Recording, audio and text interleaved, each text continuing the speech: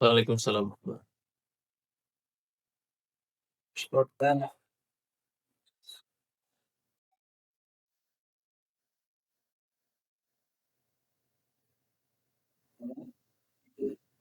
لا إله إلا الله وحده لا شريك له وأشهد أن محمدا عبده ورسوله صلى الله عليه وسلم على نبينا ورسوله بعد ما بعد.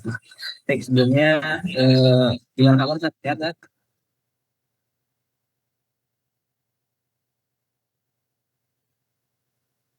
Baik, alhamdulillah sehat Rifki. Ya. Alhamdulillah. Baik, sebelumnya para Bapak Ibu juga mungkin kakak semuanya jika seandainya tidak berhalangan untuk on cam, baiknya kita untuk semua on cam. Baik, segala puji syukur atas nama Allah Subhanahu wa taala, salawat dan salam semoga selalu tercurahkan kepada baginda Rasul Nabi Muhammad sallallahu alaihi wasallam. Baik, izin review untuk jadi moderator pada kali ini. Semoga untuk jalannya baiknya jalan cara ke depannya, maka baik mulai kita buka saja dengan bacaan basmalah.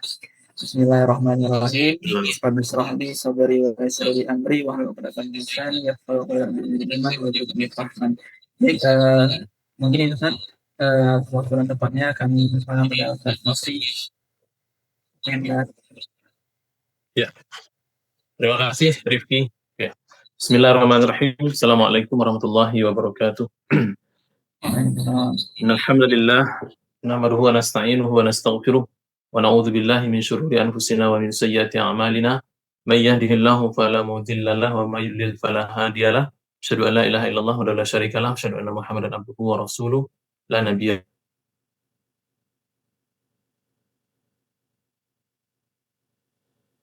Subhanahu wa ta'ala atas limpahan rahmat dan hidayahnya kepada kita bersama, sehingga Allah mudahkan kita dalam rangka menjalankan Islam, dan Allah berikan kita hidayah Islam, yang mana Islam ini merupakan salah satu anugerah terbaik yang diberikan oleh Allah Subhanahu wa ta'ala kepada kita. Salawat dan salam kita kirimkan kepada Allah, semoga disampaikan kepada junjungan alam Nabi besar Muhammad sallallahu alaihi wasallam dengan mengucapkan Allahumma shalli ala Muhammad wa ala ali Muhammad. Suara saya terdengar jelas ya semuanya? Baik. Baik, teman-teman semuanya yang sudah bergabung di Zoom, insya Allah ini agenda kita pertama melalui Zoom, dan ini kita rekam, insya Allah nanti akan kita share nanti rekamannya, dan mudah-mudahan bagi yang belum masuk pada malam hari ini, sambil jalan bisa ada yang masuk, dan nanti kita akan kirimkan rekaman. Baik, sesuai dengan tema kita pada malam hari ini adalah Palestina, negeri para nabi yang terluka. Kita sedikit akan mengkaji tentang ayat-ayat yang berhubungan dengan Palestina, bahwa hari ini kita menyaksikan kondisi saudara-saudara kita di Palestina sangat miris ya kita rasakan. Bahkan informasi terkini lebih daripada 54.000 orang yang telah meninggal syahid di Palestina, dan beberapa wilayah cukup dahsyat mengalami kerusakan akibat serangan yang dilakukan oleh Yahudi laknatullah semenjak 7 Oktober 2023. Dan tentunya latar belakang ini tidak luput daripada apa yang disebutkan oleh Allah SWT dalam Al-Quran, walan tardu ankal yahud walan nasara. Allah mengatakan dalam Al-Quran bahwa orang-orang Yahudi dan Nasrani itu mereka tidak akan pernah senang kepada kaum mukmin sebelum mereka itu mengikuti milah-milah mereka. Apa yang disebut dengan milah mereka itu adalah pola pikir, kemudian cara-cara mereka berkehidupan atau peradaban mereka, sehingga orang-orang muslim ini yang mereka anggap orang-orang tersesat katakanlah, maka dia tidak akan pernah senang sampai mereka itu, kaum muslimin itu mengikuti apa yang mereka inginkan. Tentu hal ini bertolak belakang sebagaimana yang disebutkan di dalam banyak ayat Al-Quran. Nah, kemudian sebelum kita masuk kepada pembahasan ayat-ayat yang berhubungan dengan kondisi Palestina dan Bani Israel, kita sedikit akan mengkaji tentang kedudukan Bani Israel ini. Bahwa siapa yang disebut dengan Bani Israel? Jadi Bani Israel itu adalah Yakub, keturunan Yakub alaihissalam, atau Nabi Yakub alaihissalam itu merupakan keturunan daripada Nabi Ibrahim, atau anak daripada Nabi Ishak alaihissalam, dari keturunan istri beliau yang bernama Sarah. Jadi Nabi Ibrahim ini memiliki istri itu 4 orang. Kemudian yang pertama ada namanya Siti Hajar dan kemudian ada Siti Sarah dan ada 2 orang istri beliau yang lain. Nah, yang sering muncul itu adalah 2 orang istri beliau, yakni Siti Hajar dan Siti Sarah. Siti Hajar ini adalah ibu daripada Nabi Ismail, kemudian Sarah ini adalah ibu daripada Nabi Ishak alaihissalam. Nabi Ismail ini punya anak juga cukup banyak. Anaknya lebih kurang 12 orang. Dan anak ini, dari 12 orang ini memiliki banyak sekali kabilah-kabilah yang berkembang di wilayah Jazirah Arab. Termasuk yang terkenal itu adalah keturunan Jurhum. Jadi Nabi Ismail ini menikah dengan keturunan Bani Jurhum yang ada di wilayah Palestina. Karena Nabi Ibrahim ini berasal dari Palestina. Lalu kemudian ketika Ismail lahir, lalu kemudian atas perintah Allah Subhanahu wa taala menjelang kelahiran Nabi Ismail, lalu kemudian disuruh diasingkan ke daerah yang sangat tandus yang sekarang tempat orang-orang melaksanakan ibadah haji, yakni Mekah. Maka Nabi Ismail tumbuh besar di sana sampai pada peristiwa dikurbankan Nabi Ismail. Lalu kemudian Nabi Ismail ini memiliki anak yang cukup banyak. Nah, dari anak-anak beliau inilah yang kemudian menjadi bagian daripada keturunan Nabi Sallallahu Alaihi Wasallam. Ya. Lalu kemudian dari istri yang kedua, yang berikutnya ada namanya Sarah, lahirlah seorang anak juga bernama Ishak alaihissalam. Nabi Ishak ini kemudian juga punya anak bernama Yakub alaihissalam. Walau alam anaknya apakah satu Yakub itu saja atau yang lain. Tapi yang terkenal itu adalah Nabi Yakub alaihissalam. Maka disebut dengan Bani Israel atau Israel. Nah, lalu kemudian Nabi Yakub ini juga punya istri ada 4 orang dan dia punya anak ada 12 anak. Ya. Kemudian istri kedua itu bernama Rahil, melahirkan 2 orang anak, ada Yusuf, ada Bunyamin. Ini yang terkenal yang kemudian menjadi seorang nabi, yakni Yusuf dan Bunyamin. Dan Bunyamin ini bukan nabi, tetapi terkenal pada kisah dalam riwayat Israiliyat disebutkan tentang Bunyamin ini dan juga Yusuf alaihissalam. Lalu kemudian dari istri ketiga bernama Zalifah melahirkan 2 orang anak, ada nama Za'ad dan Ashir. Lalu kemudian ada istri keempat bernama Barihah melahirkan anak dan namanya Dana dan Natalifah. Itu disebutkan di dalam kitab orang-orang Yahudi atau dalam kitab Talmud pada pembahasan Ulil Amri 2000. Itu menjelaskan bahwa di antara anak, lalu kemudian sebagian besar dari yang menjadi nabi dan imam pemuka agama. Nah, inilah yang disebut dengan Bani Israel. Dan juga ada anaknya bernama Yehuda pada keturunan yang lain. Pada anak beliau yang ke berapa saya lupa, tapi itu bernama Yehuda. Nah, Yehuda inilah yang kemudian menjadi keturunan daripada Nabi dan daripada Yahudi hari ini. Konon dalam sejarah yang cukup lengkap disebutkan bahwa Yehuda ini terusir dari beberapa tempat di sana. Kemudian sampai dia keluar daripada tanah Kanaan di sana. Lalu kemudian karena keingkaran keturunan daripada Yehuda, maka disebut dengan orang-orang Yahudi, dan mereka ini konon kabarnya keturunan inilah yang memusuhi Nabi Musa alaihissalam. Lalu kemudian mereka lah orang-orang yang sangat ingkar, disebutkan dalam Allah Subhanahu wa taala di dalam surat Al-Baqarah tentang keingkaran orang-orang Bani Israel ini ketika mereka diberi makanan dari surga, lalu kemudian mereka menolak, mereka merasakan bosan dengan makanan surga. Lalu kemudian mereka berkeinginan ingin menanam buah-buahan, ada bawang merah, bawang putih, kacang-kacang dan lain sebagainya. Lalu kemudian Allah turunkan kepada mereka itu biji-bijian, karena itu permintaan mereka. Lalu kemudian dengan itulah mereka menanami biji-bijian. Lalu kemudian mereka merasa juga lebih sulit daripada sebelumnya dan mengeluh lagi. Dan inilah karakteristik daripada bangsa Yahudi. Nah, kemudian di antara mereka pada keturunan Lewi, nah ini dia yang disebut dengan tadi, pada istri beliau yang berikutnya ada namanya Lewi. Itu beberapa keturunannya itu antara lain adalah Musa, Bani Israel berikutnya ada pada keturunan Lewi, istri beliau yang Lewi. Lalu kemudian lahir di sana itu menjadi beberapa orang nabi. Ada di antaranya Musa, Harun, atau kemudian ada Samuel. Samuel ini adalah nabi yang tidak termasuk ke dalam golongan rasul, atau orang-orang menyebutnya Samuel. Ya. Kemudian ada Ilyas, atau dalam bahasa Ibrani disebut dengan Elia. Lalu kemudian ada Zakaria. Yang Zakaria ini lalu kemudian keturunan daripada Nabi, berikutnya menjadi keturunan kakek daripada Nabi Isa alaihissalam. Dan kemudian ada Yahya, dalam bahasa Ibrani disebut dengan Yohanes, atau terkenal sebagai orang yang pembaptis. Maka orang-orang orang-orang Nasrani menyebut ada kitab atau ada Yohanes disebutkan di sana adalah orang-orang yang disebut keturunan yang mulia nabi mereka. Dan pada nama aslinya adalah Yahya, sebagaimana disebutkan di dalam beberapa hadis yang menerangkan tentang 25 nabi dan rasul. Kemudian sebagian pendapat mengatakan bahwa Maryam atau termasuk keturunan Lewi ini karena bapaknya adalah Zakaria. Lalu kemudian dari keturunan tersebut maka tergolonglah mereka ini menjadi Bani Israel. Ini di antara sejarah singkat Bani Israel ini. Nah, sebenarnya kalau kita mendalami tentang Bani Israel ini secara tuntas ini sebenarnya menarik. Karena karena banyak sekali riwayat-riwayat yang menerangkan tentang kedudukan Bani Israel ini. Karena memang kaum Bani Israel ini adalah sebenarnya orang-orang yang pada mulanya adalah orang yang dimuliakan oleh Allah Subhanahu wa taala. Nah, namun berjalannya waktu, lalu kemudian mereka menunjukkan keingkarannya kepada Allah Subhanahu wa taala. Maka mereka maka mereka disebutkan di dalam Al-Qur'an tentang Bani Israel ini. Lalu kemudian Allah menyebutkan dalam banyak ayat tentang Bani Israel ini. Termasuk dalam surah Al-Baqarah itu bercerita tentang keingkaran Bani Israel. Bahkan mereka ketika berdosa, maka mereka juga dianjurkan membunuh diri. Ya, itu adalah Bani Israel pada masa lampau. Tapi hari ini mereka tentu kita dilarang untuk melakukan hal itu. Ini bentuk pertobatan mereka. Nah, ini beberapa termasuk bagian daripada sejarahnya bahwa Bani Israil ini termaktub dalam Al-Quran. Termasuk juga yang terkenal daripada keturunannya itu juga adalah Nabi Yusuf alaihissalam.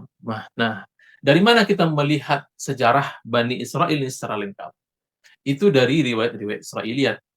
Kalau kita ingin tahu bagaimana Nabi Yusuf secara lengkap, maka ada riwayat Israiliyat yang menerangkan di sana. Maka kemudian para ulama menulis kitab-kitab yang menjelaskan tentang kedudukan Nabi Yusuf.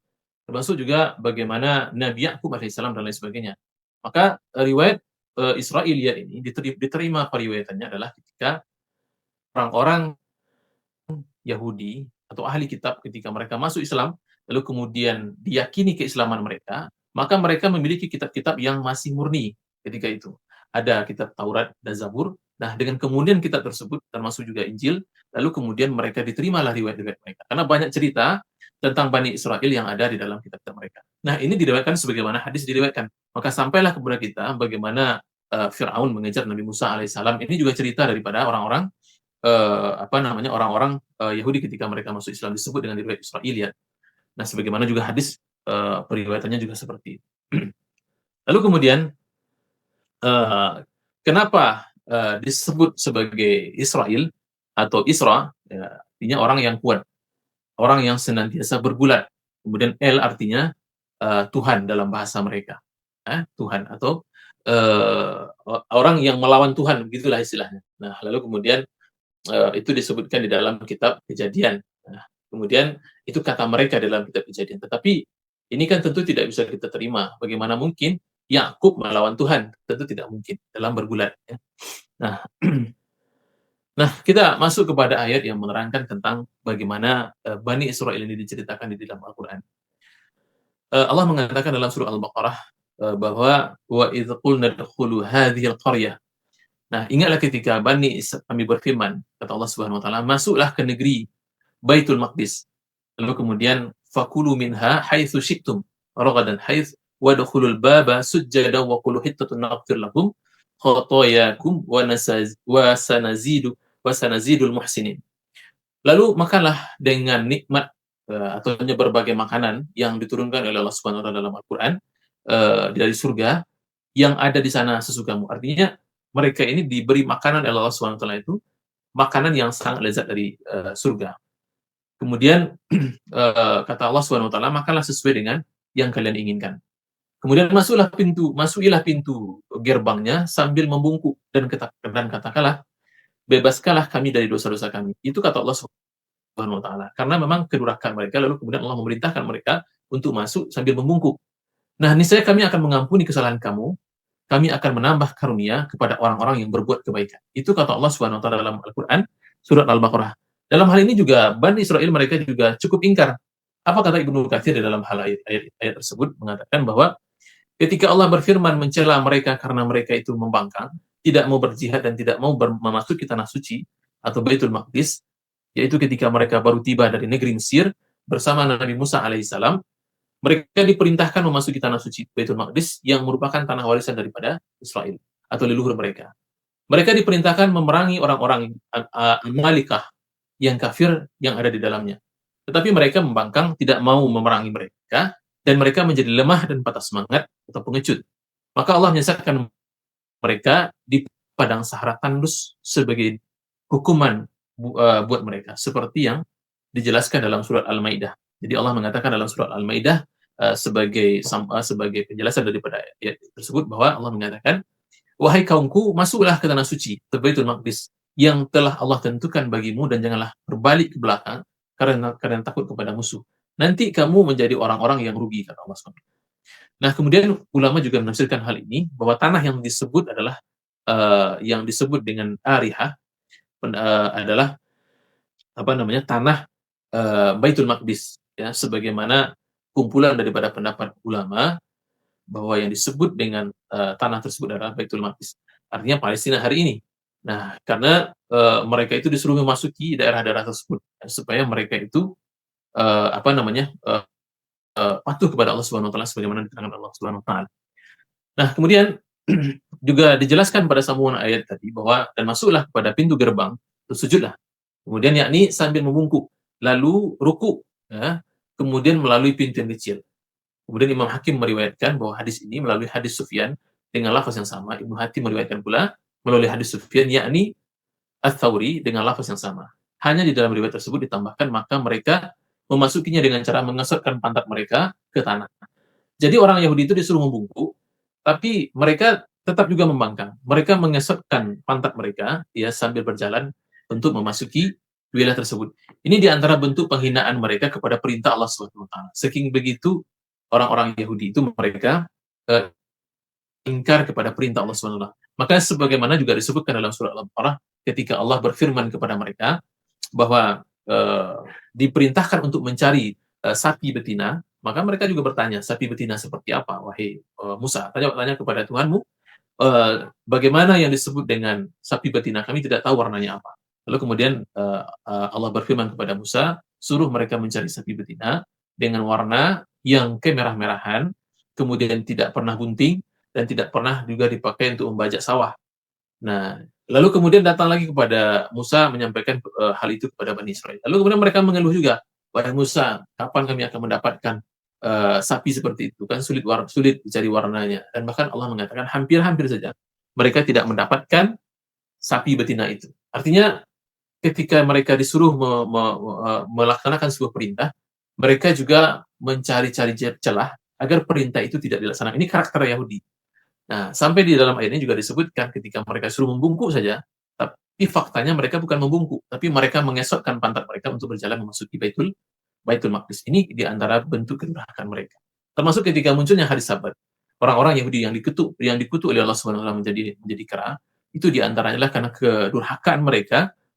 Disebutkan bahwa mereka itu tidak boleh keluar di hari Sabtu kecuali kecuali beribadah kepada Allah Subhanahu wa taala yang disebutkan dengan hari Sabat, tapi mereka malah bukannya melaksanakan itu, tetapi mereka keluar mencari ikan. Maka kemudian mereka dikutuk menjadi kera. Nah, ini adalah di antara golongan mereka juga yang durhaka kepada Allah Subhanahu wa taala. Lalu kemudian dalam ayat yang lain Allah mengatakan bahwa fabaddal ladzina zalamu qawlan ghairal ladzi qila lahum fa anzalna 'alal ladzina zalamu rijzan minas sama'i bima kanu yasqun. Lalu orang-orang yang zalim mengganti perintah dengan perintah lain yang tidak diperintahkan kepada mereka.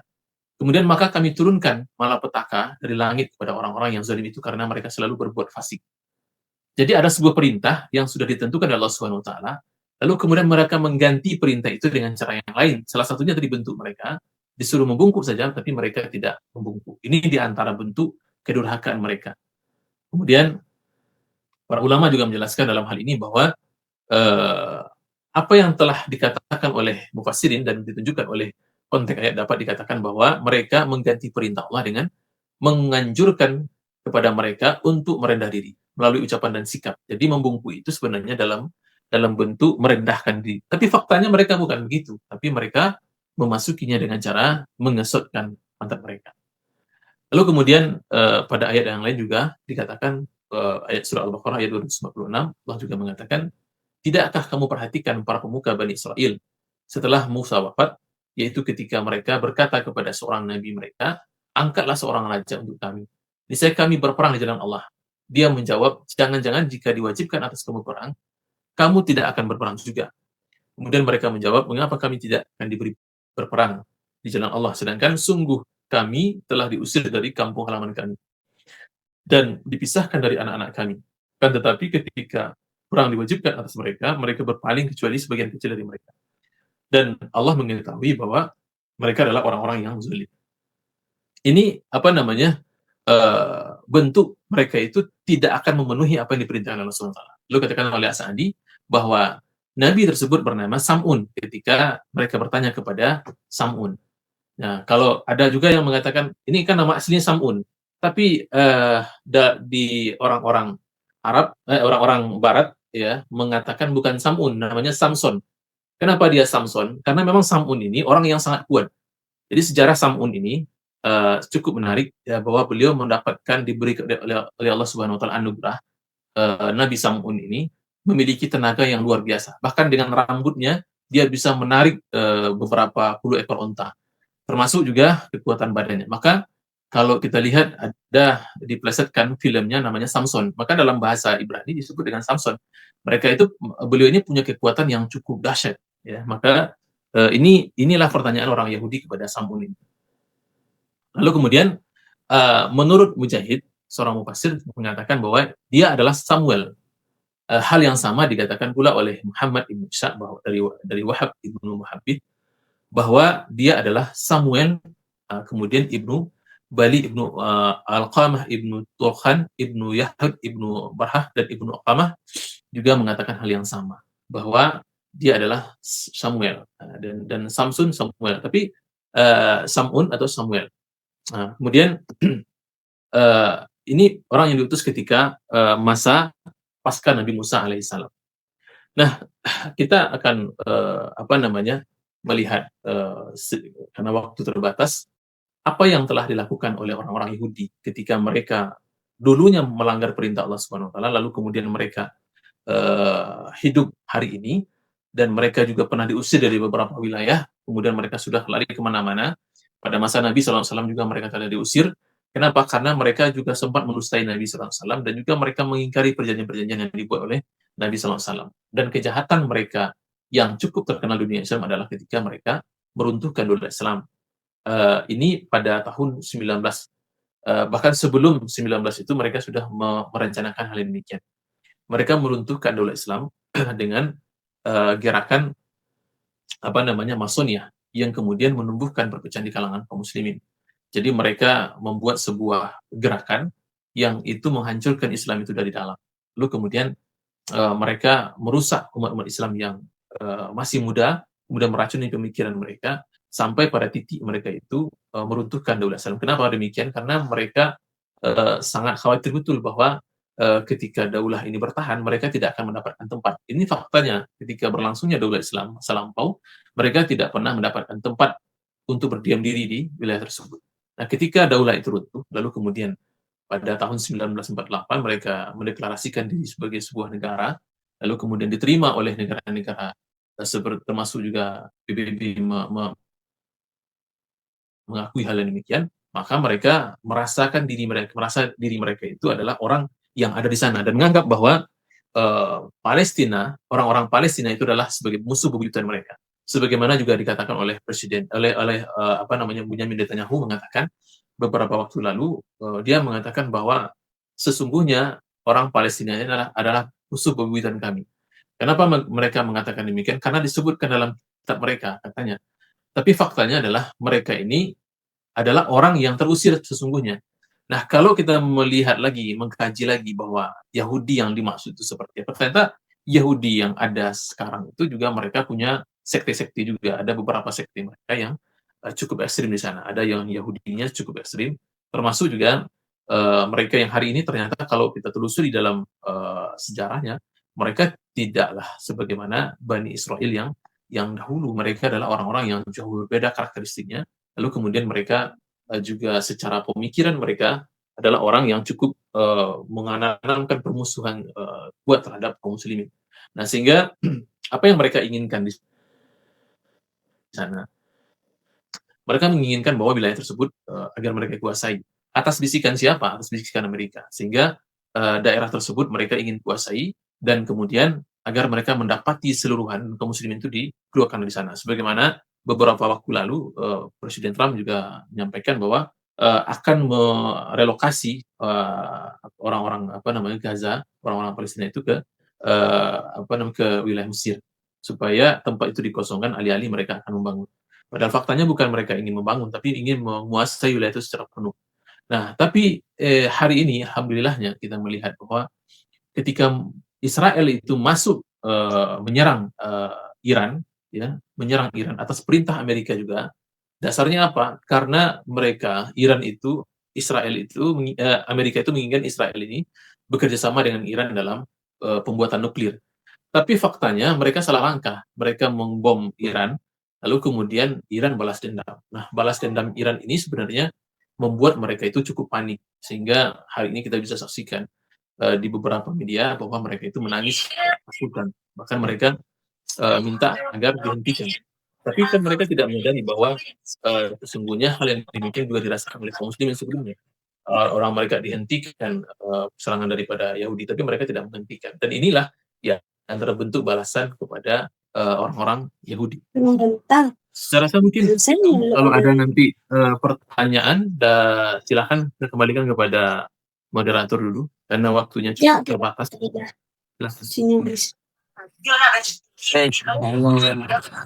Sebelumnya untuk Bapak Ardi bisa di dulu. Ini.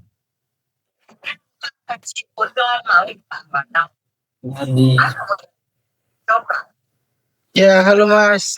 Bisa Silakan. diperhatikan dulu nih ya, Pak. Ya, baik. Alhamdulillah, Masya Allah, walaupun singkat tapi padat sekali. Nah, maka dari itu, Bapak Ibu, Abang Kakak semuanya, jika seandainya ada pertanyaan atau unek-unek mungkin yang ingin ditanyakan, atau mungkin dari penjelasan tadi ada hal-hal yang kurang jelas atau barangkali hal-hal lain gitu. Nah, boleh sekali, mumpung kita hari ini bersama Ustaz Nufri, bisa kita tanyakan.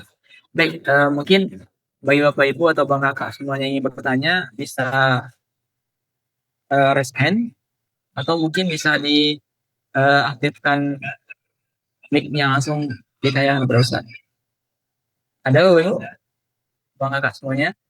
Baik, mungkin untuk menunggu pertanyaan dari Bapak Ibu dan Bang Kakak peserta lainnya, Ana ada satu pertanyaan ya, Zat. Kan kita sudah tahu ya, Zat, bagaimana hari ini kelakuan Zionis terhadap saudara-saudara kita di Palestina gitu. Dan Ana yakin juga mungkin setiap kaum muslimin hari ini mereka udah muak, udah tidak tahu lagi apa yang mau dikatakan untuk kelakuan Israel gitu kan. Nah, Ustaz, mungkin ada juga di antara kita yang bingung, Ustaz, apa sih sebenarnya mungkin yang hari ini kita sebagai mungkin pelajar atau sebagai guru atau dengan kesibukan kita hari ini, apa langkah konkret mungkin, Ustaz, gitu yang bisa kita lakukan dengan profesi-profesi kita masing-masing gitu, Ustaz. Begitu, Ustaz. Ya, terima kasih Rifki. Yang pertama bahwa kita harus menyadari bahwa Yahudi itu adalah musuh kita, ya, dan posisikan dia itu adalah musuh kita. Kita jangan pernah berpikir bahwa Yahudi itu bagian daripada kita, tidak, ya, karena kita sudah jelaskan bahwa bertentangan dengan mereka. Dan kemudian ketika terjadi gencatan senjata sebagaimana yang beberapa waktu lalu, gencatan senjata yang dilakukan oleh Israel dengan Palestina, kita sudah memprediksi bahwa gencatan senjata ini tidak lama. Karena lagi-lagi saya sampaikan bahwa kita berurusan dengan orang Yahudi. Bahwa orang Yahudi ini tidak akan pernah menepati janji mereka. Dan ini sudah terbukti. Jauh sebelum hari ini, bahkan pada masa Nabi SAW, pada sebelumnya, mereka juga sudah memiliki karakter orang yang ingkar janji. Maka ternyata betul tidak beberapa waktu saja, kemudian mereka mulai melanggar perjanjian gencatan senjata. Nah, dan gencatan senjata ini sebenarnya menahan diri saja sebenarnya beberapa waktu, bukan lagi dalam rangka untuk berdamai, bukan, tapi menahan senjata. Dan kalaupun mereka minta berdamai, sebenarnya kita tidak bisa berdamai dengan mereka, bahwa tanah tersebut adalah tanah kaum muslimin. Tanah itu adalah tanah kharajiyah, tanah yang dibebaskan, dan itu adalah milik kaum muslimin, dan orang-orang yang ada di sana itu mereka membayar kharaj sebenarnya. Nah, orang-orang non-muslim yang berada di sana, mereka juga dikenakan dengan humus. Mereka juga harus membayar 1/5 daripada harta mereka. Ada yang 1/10 daripada mereka dikena usul mereka. Dan 1/10 dari harta mereka, mereka harus membayar kepada kaum muslimin, orang-orang non-muslim yang ada di sana. Dan kalau mereka tinggal sebagai zimmi, bukan sebagai kafir harbi kan. Tapi kalau hari ini, orang-orang Israel itu mereka sebagai kafir harbi yang tidak boleh diberi tempat mereka. Dan kemudian, apa yang kita lakukan, kita harus memberikan informasi ini kepada siapapun yang ada di sekitaran kita. Siapapun yang ada di hadapan kita, anak kita, saudara kita, guru, murid, kemudian teman sejawat sekalipun, tidak boleh muncul dalam pikiran mereka bahwa kita berdamai dengan Palestina, tidak. Dan kita ingin menghargai mereka dan lain sebagainya, tidak. Tapi mereka adalah musuh kita, ya. Kenapa? Karena mereka sendiri yang telah memasuki wilayah tersebut dan kemudian menguasai daerah tersebut. Dan ketika hari ini mereka mendapatkan dukungan daripada PBB dan lain sebagainya, itu juga adalah bagian daripada mereka. Kita kan sudah tahu bahwa siapa yang ada di balik itu kan. Nah, termasuk juga kita harus memperdalam kajian-kajian seputar Palestina, dan kita harus ngeh terhadap kondisi saudara-saudara kita di sana hari ini. Kita harus memiliki kesadaran dan bisa membantu mereka dari doa kita, dari harta kita, dari perjuangan kita, sampai mereka itu dibebaskan oleh kaum muslimin di sana. Nah, ini hanya saja hari ini yang kita harapkan bukan Khomeini yang menyerang Israel, tapi harusnya kepala-kepala negara yang ada di sekitaran Palestina harusnya masuk menyerang Israel. Tapi hari ini tidak. Yang masuk ke sana itu adalah Iran, yang notabene kita melihat adalah Syiah di sana. Tapi secara memukul telak Israel, ya alhamdulillah kita berarti ada pertolongan Allah dari sisi yang lain. Saya rasa begitu, mungkin yang lain silakan ada yang bertanya. Baik, ya Bapak Ibu, Abang Kakak semuanya, jika ada pertanyaan bisa disampaikan kepada Ustaz Nofri, mumpung nih kita lagi satu forum, satu ruangan. Silakan Bapak Ibu, Abang Kakak semuanya.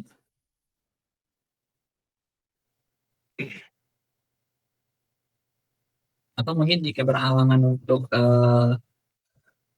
buka audio bisa diketik lewat pesan chat,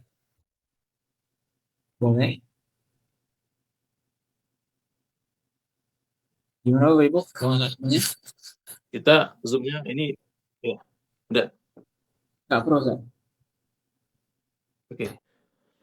Kita zoom-nya ini agak terbatas, bukan pakai yang unlimited, jadi yang waktunya 19.40 itu sudah berakhir kayaknya, ada 4 menit lagi. Teman, saya ingin tarik kesimpulan sedikit saja bahwa hari ini adalah momen di mana kita harus menyuarakan peduli Palestina dalam apapun bentuknya. Mungkin dalam tulisan kita, hashtag yang harus kita munculkan, lalu kemudian termasuk juga kita harus menulis walaupun dengan tulisan yang pendek, membentuk kesadaran dan pentingnya kita memperjuangkan Palestina.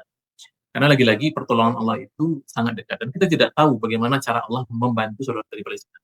Tapi lagi-lagi dengan doa kita dan pedulian kita. Tapi kalau kita diam, lalu kemudian kita tidak peduli dan tidak memperjuangkan itu, maka Allah juga pasti akan menolong mereka, tapi bukan melalui kita. Kita tidak termasuk bagian daripada orang-orang yang memperjuangkan saudara kita di sana. Karena juga disebutkan bahwa satu nyawa kaum muslimin yang hilang, yang wafat, yang meninggal tanpa sebab, maka ini lebih berharga daripada bumi dan seisinya. Maka hari ini kita melihat sudah berapa puluh ribu nyawa melayang, dan itu tidak mendapatkan pertolongan dari kaum muslimin sedikit pun. Tapi mereka hanya mendapatkan tontonan saja. Kan kita mendapatkan mereka sebagai mana kita melihat film-film dan melihat mereka dengan cara menonton. Tapi kita tidak berjuang untuk mereka. Dan ini adalah salah satu hal yang nanti diminta oleh Allah SWT pertanggungjawabannya di akhirat. Dan saya rasa mungkin itu yang bisa disampaikan. dan mudah-mudahan ini pertemuan kita perdana, insya Allah nanti kita akan melaksanakan kajian yang lain dengan tema yang berbeda, dan mudah-mudahan nanti di kesempatan berikut kita sudah ada link Zoom yang bisa agak lama, sehingga bisa diskusinya lebih panjang. Ini terbatasnya waktu, sehingga saya tadi dari awal juga cepat-cepat juga menyampaikan materinya. Oke, mungkin barangkali itu saja yang bisa disampaikan. Saya kembalikan kepada Riki selaku moderator. Wabillahi taufiq wal hidayah. Assalamualaikum warahmatullahi wabarakatuh. Waalaikumsalam warahmatullahi wabarakatuh. Baik, sebelumnya terima kasih Ustaz atas penyampaiannya, atas waktunya, atas wajangannya pada malam hari ini. Bapak Ibu sebenarnya Abang Kakak semuanya, karena tadi bilang Ustaz karena waktu kita terbatas, mungkin kita tutup acara kita pada malam hari ini dan alhamdulillah. Alhamdulillah rabbil alamin. Kemudian doa untuk majelis. Subhanallahumma bihamdika asyhadu an la ilaha illa anta astaghfiruka wa atubu ilaik. Baik, saya sebagai moderator mohon maaf jika ada salah kata dan lain sebagainya. Saya tutup. Assalamualaikum warahmatullahi wabarakatuh. Waalaikumsalam warahmatullahi wabarakatuh. Waalaikumsalam. Ya,